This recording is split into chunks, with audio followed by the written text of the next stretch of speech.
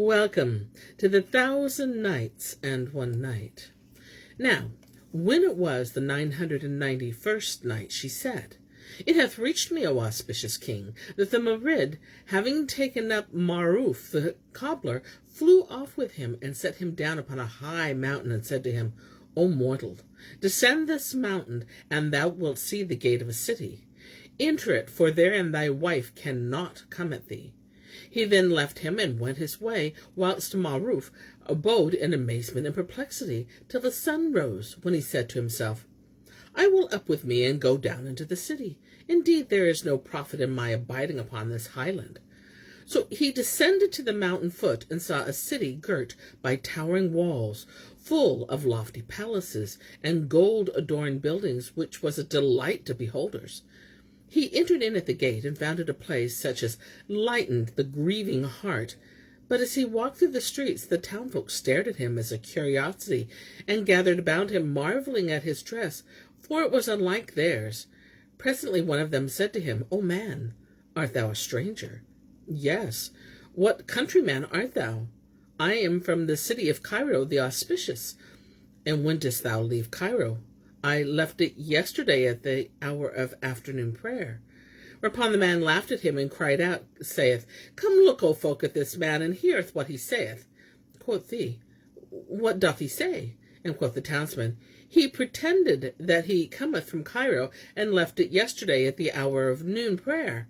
At this they all laughed, and gathered round Ma'aruf, saying to him, O man, art thou mad to talk thus? How canst thou pretend that thou leftest Cairo at mid-afternoon yesterday, and foundest thyself here this morning, when the truth is that between our city and Cairo lieth a full year's journey? Quoth he, None is mad but you. As for me, I speak sooth. For here is bread which I brought with me from Cairo, and see, 'tis yet new. Then he showed them the bread, and they stared at it, for it was unlike their country bread. So the crowd increased about him, and they said to one another, This is Cairo bread, look at it. And he became a gazing stock in the city, and some believed him, whilst others gave him the lie and made mock of him. Whilst this was going on, behold, up came a merchant riding on a she-mule, and followed by 2 black slaves, and brake away through the people, saying, O folk, are ye not ashamed to mob this stranger, and make mock of him, and scoff at him? And he went on to rate them, till he drave them away from Ma'aruf, and none could make him any answer. Then he said to the stranger, Come, O my brother, no harm shall betide thee from these folk. Verily, they have no shame. So he took him, and carrying him to a spacious and richly adorned house, seated him in a speak-room fit for a king, whilst he gave an order to his slaves, who opened a chest, and brought out him a dress such as might be worn by a merchant worth 1,000. He clad him therewith, and Ma'aruf, being a seemly man, became as he were consul of the merchants. Then his host called for food, and they set before them a tray of all manner of exquisite viands. The twain ate and drank, and the merchant said to Ma'aruf, O my brother, what is thy name? My name is Ma'aruf, and I am a cobbler by trade, and patch old shoes. What countryman art thou? I am from Cairo. What quarter? Dost thou know Cairo? I am of its children. I come from the Red Street. And whom dost thou know in the Red Street? I know such and one, and answered Ma'aruf, and named several people to him. Quoth the other, Knowest thou Sheikh Ahmad the druggist? He was my next neighbor, wall to wall. Is he well? Yes. How many sons hath he? 3, Mustafa, Mohammed, and Ali. And what hath Allah done with them? As for Mustafa, he is well, and he is a learned man, a professor.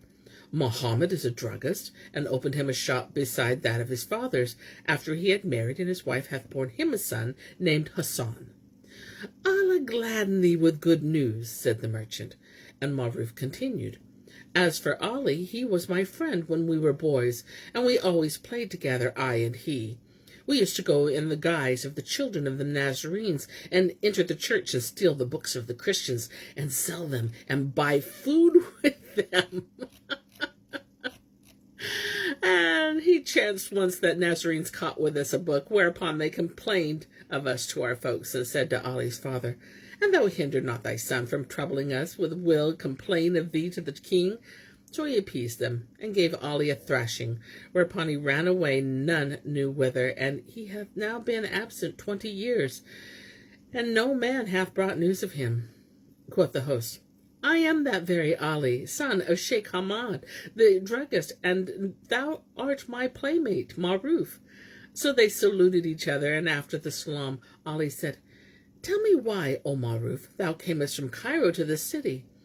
Then he told him all that had befallen him of the ill-doing with his wife Fatimah the dung, and said, So, when her annoy waxed on me, I fled from her towards the gate of victory, and went forth the city.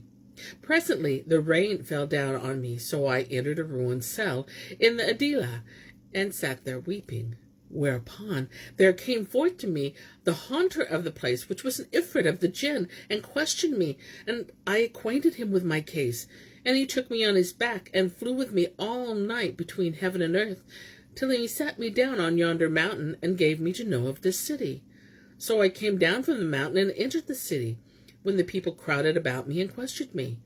I told them that I had left Cairo yesterday, but they believed me not. And presently thou camest up, and driving the folk away from me, carriest me to this house. Such then is the cause of my quitting Cairo. And thou, what object brought thee hither? Quoth Ali, The giddiness of folly turned my head when I was 7 years old, from which time I wandered from land to land and city till I came to this city, the name wherein is of Ityan Akatan, and I found its people an hospitable people, and kindly, compassionate for the poor man, and selling to him on credit, and believing all he saith. So quoth I to them, I am a merchant, and have preceded my packs, and I need a place wherein to bestow my baggage. And they believed me, and assigned me a lodging. Then quoth I to them, Is there any of you who will lend me 1,000 dinars till my loads arrive, when I repay it to him? For I am in want of certain things before my goods come. They gave me what I asked, and I went to the merchant's bazaar, where, seeing goods, I bought them and sold them next day at a profit of 50 gold pieces, and bought others. And I consorted with the folk, and entreated them liberally, so that they loved me. And I continued to sell and buy till I grew rich. Know, O my brother, that the proverb saith, The world is show and trickery, and the land where none wotteth thee, there to do whatso liketh thee. Thou too, and thou say to all who ask thee, I am a cobbler by trade, and poor withal. And I fled from my wife, and left Cairo yesterday. They will not believe thee, and thou wilt be a laughing stock among them as long as thou abidest in the city.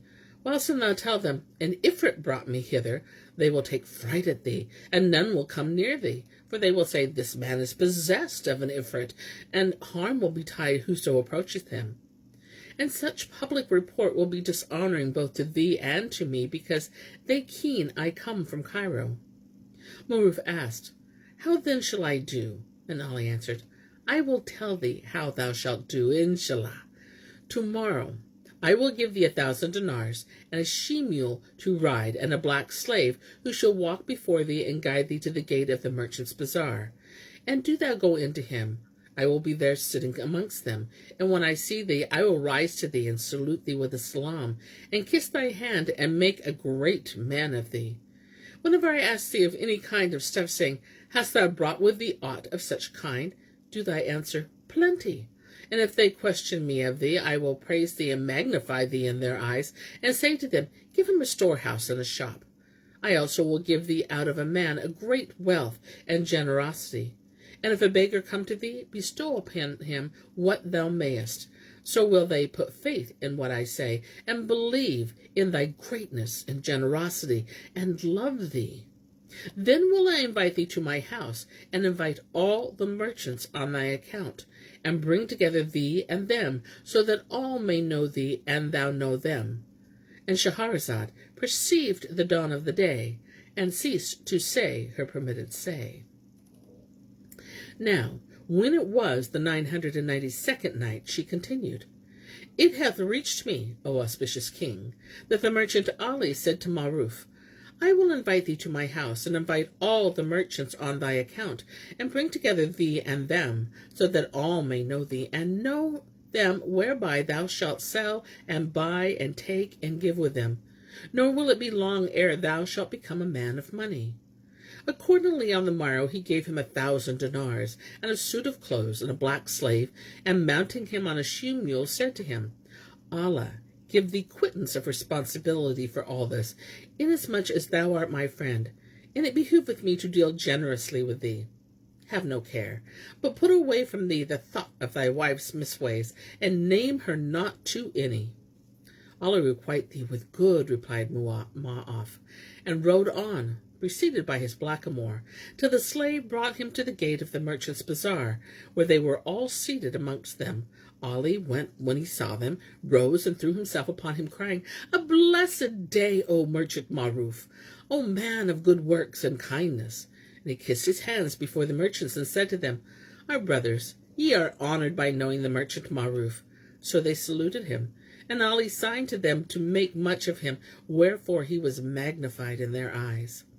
Then Ali helped him to dismount from his she-mule, and saluted him with his salam, after which he took the merchants apart, one after the other, and vaulted Ma'aruf to them. They asked, Is this man a merchant? And he answered, Yes. And indeed he is the chiefest of merchants. There liveth not a wealthier than he, for his wealth and riches of his father and forefathers are famous among the merchants of Cairo. He hath partners in Hind and Sind and Al-Yaman, and is high in repute for his generosity. So know ye this of his rank, and exalt ye his degree, and do him service, and wot also that his coming to your city is not for the sake of traffic, and none other shall divert himself from the side of folks' countries. Indeed, he hath no need of strangerhood, for the sake of gain and profit, having wealth that fires cannot consume, and I am one of his servants. And he ceased not to extol him, till they set him above their heads, and began to tell one another of his qualities. Then they gathered round and offered him junkets and sherbets, and even the consul of the merchants came to him and saluted him, whilst Ali proceeded to ask him in the presence of the traders, O my lord, happily thou hast brought with thee such of what and such of stuff. And Ma'aruf answered, Plenty. Now, Ali that day shown him various kinds of costly clothes, and had taught him the names of the different stuffs, dear and cheap. Then said one of the merchants, O my lord, hast thou brought with thee yellow broadcloth? And Ma'aruf said, Plenty. Quoth another, And gazelle's blood red? And quoth the cobbler, Plenty. And as often as he asked of them aught, he made him the same answer. So the other said, O merchant Ali, hath thy countryman a man to transport 1,000 loads of costly stuffs? He could do so. And Ali said, He would take them from a single one of his storehouses, and miss not thereof.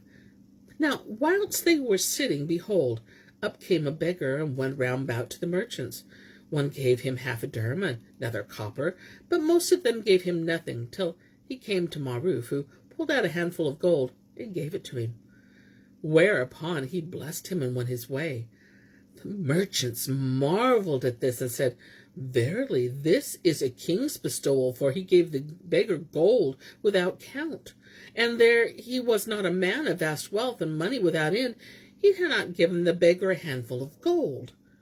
After a while, there came up to him a poor woman, and he gave her a handful of gold. Whereupon she went away blessing him, and told the other beggars who came to him, one after the other, and he gave each of them a handful of gold, till he dispersed the 1,000 dinars. Then he struck hand upon hand, and said, Allah is our sufficient aid, and excellent is the agent. Quoth the consul, What aileth thee, O merchant Ma'aruf? And quoth he, It seemeth that the most part of the people of the city are poor and needy. Had I known their misery, I would have brought me a large sum of money in my saddlebags, and given largesse therefore to the poor. I fear me I may be long abroad, and 'tis not in my nature to balk a beggar. And I have no gold left, so if a pauper come to me, what shall I say to him? Quoth the consul, Say Allah will send thee thy daily bread. But Ma'aruf replied, That is not my practice, and I am care-ridden because of this. Would I had other 1,000 dinars wherewith to give alms till my baggage come. Have no care for that, quoth the consul, and sending one of his dependents for 1,000 dinars, handed them to Ma'aruf, who went on giving them to every beggar who passed, till the call to noon prayer. Then they entered the cathedral mosque and prayed the noon prayers, and what was left him of the 1,000 gold pieces he scattered on the heads of the worshippers. This drew the merchants' attention to him, and they blessed him, whilst the merchants marveled at the abundance of his generosity and open-handedness. Then he turned to another trader, and borrowing of him the other 1,000 ducats, gave these also away, whilst Merchant Ali looked on at what he did, but could not speak. He ceased not to do thus till the call to mid-afternoon prayer, when he entered the mosque and prayed and distributed the rest of the money. On this wise, by the time they locked the doors of the bazaar, he had borrowed 5,000 sequins, and given them away, saying to each and every one of them who took aught, "Wait till my baggage come, if thou desire gold, I will give thee gold, and if thou desire stuff, thou shalt have stuff, for I have no end of them." At eventide, Merchant Ali invited Ma'aruf and the rest of the traders to an entertainment, and seated them in the upper end, the place of honor, where we talked of nothing but cloths and jewels, and whenever they made mention to him, he said, "I have plenty of it." Next day he again repaired to the market street, where he showed a friendly bias towards the merchants, and borrowed of them more money, which he distributed to the poor. Nor did he leave doing thus 20 days, till he had borrowed 70,000 dinars, and still there came no baggage, nor a burning plague. At last folks began to clamor for their money, and saying, "The merchant Ma'aruf's baggage cometh not. How long will he take people's money and give them to the poor?" And quoth one of them, "My rede is that we speak to Merchant Ali." So they went to him and said, "O Merchant Ali, Merchant Ma'aruf's baggage cometh not." Said he, "Have patience, it cannot fail to come soon." Then he took Ma'aruf aside and said to him, "O Ma'aruf, what fashion is this? Did I bid thee brown the bread or burn it? The merchants clamor for their coin, and tell me that thou owest them 60,000 dinars, which thou hast borrowed and given away to the poor. How wilt thou satisfy the folks, saying that neither sellest nor bias?" Said Ma'aruf, "What matters it? And what are 70,000 dinars? When my baggage shall come, I will pay them in stuffs or in gold and silver as they will." Quoth Merchant Ali, "Allah is most great. Hast thou any baggage?" And he said, "Plenty." Cried the other, "Allah and the hallows requite thee thine impudence. Did I teach thee this saying, that thou shouldest repeat it to me? But I will acquaint the folk with thee." Ma'aruf rejoined, "Begone and prate no more. Am I a poor man? I have endless wealth in my baggage, and as soon as it cometh, they shall have their money's worth 2 or for 1. I have no need of them." At this, Merchant Ali waxed wroth and said, "Unmannerly wight that thou art, I will teach thee to lie to me, and be not ashamed." Said Ma'aruf, "E'en work the worst thy hands can do. They must wait till my baggage come, when they shall have their due and more." So Ali left him and went away, saying to himself, "I praised him whilom, and if I blame him now, I will make myself out a liar, and become of those whom it is that saith, Whoso praiseth and then blameth lieth twice." And he knew not what to do.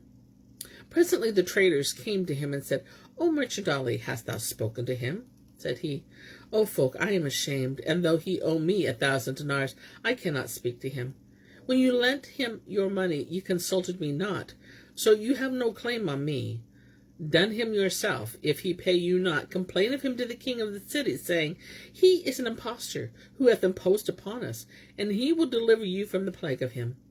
Accordingly, they did repair to the king, and told him what had passed, saying, "O king of the age, we are perplexed, and that this merchant whose generosity is excessive, for he doeth thus, and all he borroweth he giveth away to the poor by handsful. Were he a man of naught, his sense would not suffer him to lavish gold on this wise, and were he a man of wealth, his good faith had been made manifest to us by the coming of his baggage. But we see none of this luggage, although he avoucheth that he hath a baggage train, and it hath preceded it. Now some time hath passed, but there appeareth no sign of his baggage train, and he oweth us 60,000 gold pieces, all of which he hath given away in alms." And then he went on to praise him and extol his generosity. Now this man was a very covetous man, a more covetous than Ashab, and when he heard tell of Ma'aruf's generosity and open-handedness, greed of gain got the better of him, and he said to his vizier, Were not this merchant a man of immense wealth, he had not shown all this munificence. His baggage train will surely come, whereupon these merchants will flock to him, and he will scatter amongst them riches galore. Now I have more right to this money than they, wherefore I have a mind to make friends with him, and profess affection for him, so that when his baggage cometh, whatso the merchants would have, I shall get of him, and I will give him my daughter to wife, and join his wealth to my wealth. Replied the wazir, O king of the age, methinks he is naught but an impostor, and 'tis the impostor who ruineth the house of the covetous. And Shahrazad perceived the dawn of the day, and ceased to say her permitted say. And so do I cease my telling of this tale for today till it be morrow.